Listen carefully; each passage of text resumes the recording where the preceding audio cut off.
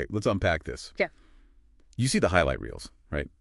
The digital nomad lifestyle. Oh, yeah. Freedom, beaches, working from literally anywhere. Exactly. It looks, well, idyllic. Yeah. But the sources we dove into for you, they reveal this significant hidden challenge. Right at the core of it. Loneliness. Yeah. Turns out it's a surprisingly frequent companion for folks who roam. And what's really interesting here, based on the sources, it's much more complex than just missing people back home. This constant state of flux. The material calls it perpetual movement, isolation, and the lack of a stable support network. Which creates what? Like temporary friends? Basically, yeah. Transient social circles. You get caught in that rhythm of constant hellos and goodbyes. You know, that feels a lot like what Seneca, the philosopher, what he observed ages ago. Many acquaintances. But no friends. Yeah. Exactly. And the sources really seem to underscore the weight of that. They absolutely do. Our sources highlight that this transient nature, it has a pretty significant psychological toll. How so? Well, it's linked to burnout.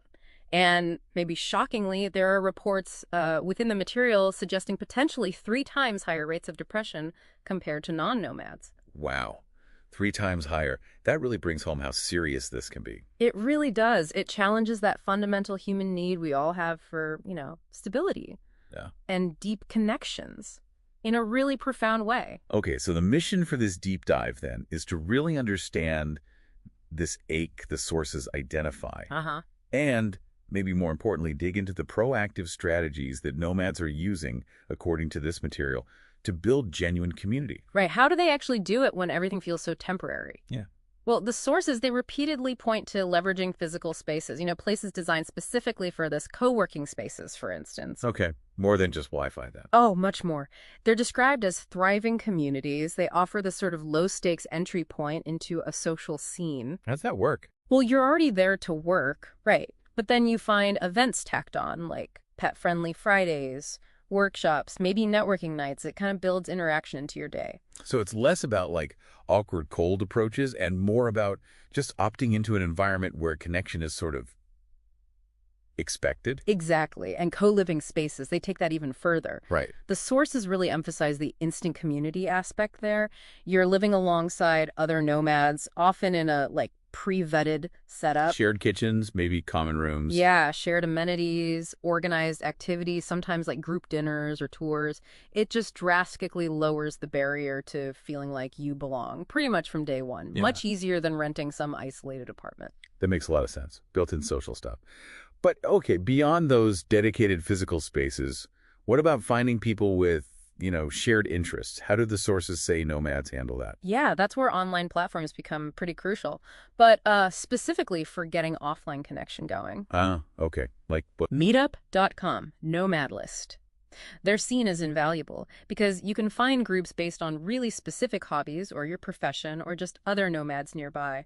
Eventbrite also gets mentioned for finding nomad events. So the platforms are like a bridge to real-world interaction. Precisely. The sources kind of frame them as providing the needed structure to find your tribe quickly, wherever you happen to land. Like a directory for potential friends? Sort of, yeah. And the sources also mention more intensive things, like nomad conferences or retreats. Okay, what about those? They're described almost as condensed community incubators. They bring people together for these really immersive shared experiences over maybe a few days or weeks. Right. And that environment, even though it's temporary, it can really fast-track relationship building in a way that, casual meetups might not. We've talked a lot about connecting with other nomads, which makes sense, but the sources also seem to put a strong emphasis on connecting with locals, too, yeah. Oh, absolutely crucial for a richer, more grounded experience. How do they suggest doing that? What strategies come up? The sources highlight things like language exchanges, maybe volunteering for a local project, joining a local hobby group, really anything that integrates you into the existing fabric of the place. Just being part of the local scene? Yeah, even just becoming a regular somewhere, your local cafe or market. That builds rapport over time. And learning some of the language. Is that mentioned as being important? A huge part. Our sources call learning even basic phrases a significant goodwill gesture. Goodwill gesture, I like that. Yeah, it shows respect, right? Mm-hmm. Willingness to engage beyond just being a tourist. And that can dramatically improve interactions, help you feel less like an outsider.